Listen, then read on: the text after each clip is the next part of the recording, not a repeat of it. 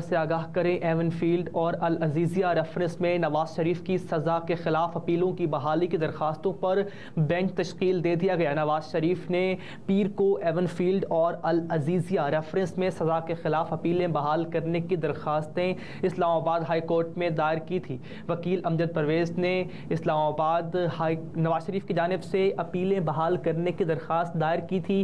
दरख्वास्त में इस्तदा की गई कि अपीलों को बहाल करके मेरिट पर दलाइल सुनने के बाद फैसला किया जाए। ताहम इस्लामाबाद हाई कोर्ट ने नवाज शरीफ की अल अजीज़िया रेफरेंस और एवन फील्ड रेफरेंस में सज़ा के खिलाफ अपीलें बहाल करने की दरखास्तों पर बेंच भी तश्कील दे दिया है। जबकि ज़राए के मुताबिक चीफ जस्टिस आमिर फारूक और जस्टिस मियां गुल हसन औरंगजेब पर मुश्तमिल बेंच समाअत करेगा। इस्लामाबाद हाई कोर्ट का खुसूसी बेंच नवाज शरीफ की दरखास्तों पर कल समाअत करेगा।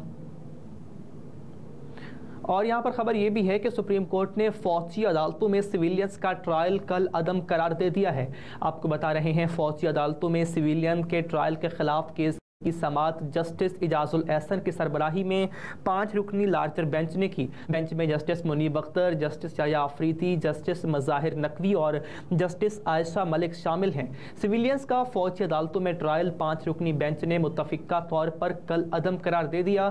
ताहम आर्मी एक्ट के सेक्शन 2D1 को आइन से मुतसादिम 4 जजेस ने करार दे दिया, जबकि जस्टिस याया आफरीदी ने इस पर अपनी राय महफूज कर ली। अदालत ने करार दिया कि अगर किसी शहरी का फौजी अदालत में ट्रायल शुरू हो गया तो वो भी कल अदम करार दिया जाता है।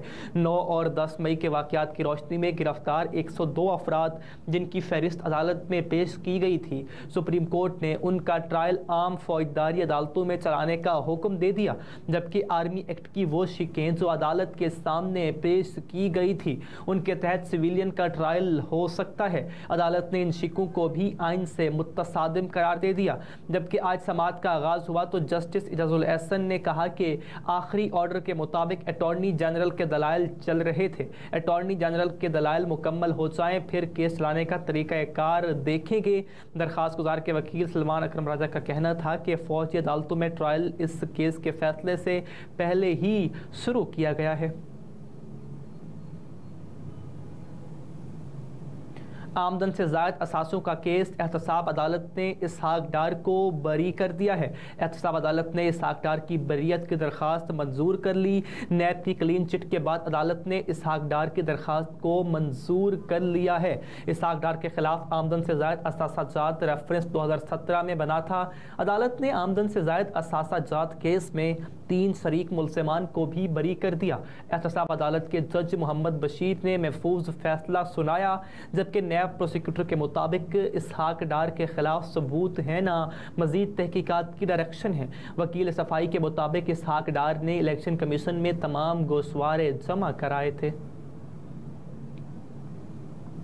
सेहूनी फ़ौज की गज़ा में दाखिले की कोशिश नाकाम हो गई है। अल कस्साम ब्रिगेडियर्स ने टैंक तबाह कर दिए हैं। फ़लस्तीनी मज़ाफ़ती तंजीम हमास के अस्करी विंग अल कस्साम ब्रिगेड्स ने गज़ा सरहद के करीब इसराइली हमले को पसपा करने का दावा किया।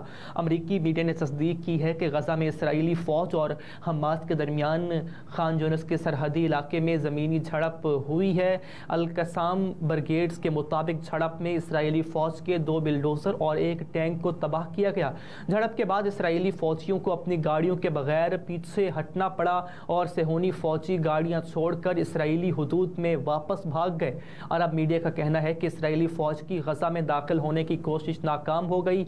इसराइली फौज गज़ा और इसराइल के दरमियान आहनी बाड़ की मुरम्मत के लिए जाना चाहती थी कि इसराइली फौजी का टैंक फ़लस्तीन के इलाके में आ गया और इसराइली फ़ौजी फायरिंग की जद में आकर टैंक छोड़ने पर मजबूर हो गई। दूसरी जानिब इसराइल ने भी गज़ा की सरहद के करीब अपने एक टैंक की तबाही का इकरार किया है। कौमी टीम में तनाज़े की खबरों पर PCB का रद्द-ए-अमल सामने आ गया। पाकिस्तान क्रिकेट बोर्ड में तनाज़े की खबरों की पाकिस्तान क्रिकेट बोर्ड की जानिब से तरदीद कर दी गई है।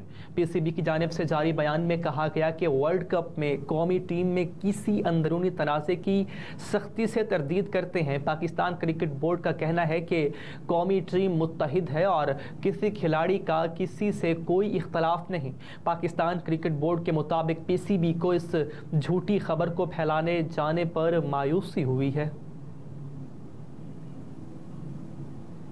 कारोबारी हफ्ते के आगाज़ पर सोने की कीमत में इजाफा हुआ है। ख्याल रहे कि गुज़िश्ता हफ्ते सोने की कीमतों में इजाफा देखने में आया था। All Pakistan James and jeweller association के मुताबिक 23 अक्टूबर को 1 तोला सोने की कीमत में 1250 रुपये का इजाफा हुआ।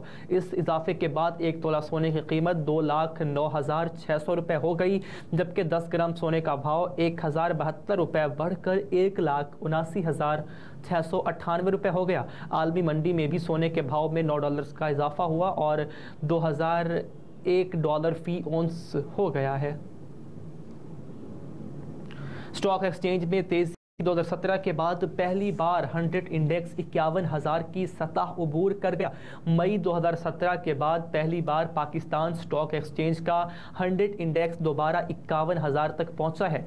याद रहे कि 25 मई 2017 को 100 इंडेक्स तारीख की बुलंद तरीन सतह 53,127 पर पहुंच गया था। आज सुबह कारोबार के दौरान स्टॉक एक्सचेंज में 600 से ज़ायद पॉइंट्स का इजाफा हुआ और 100 इंडेक्स 51,392 की सतह पर पहुंच गया।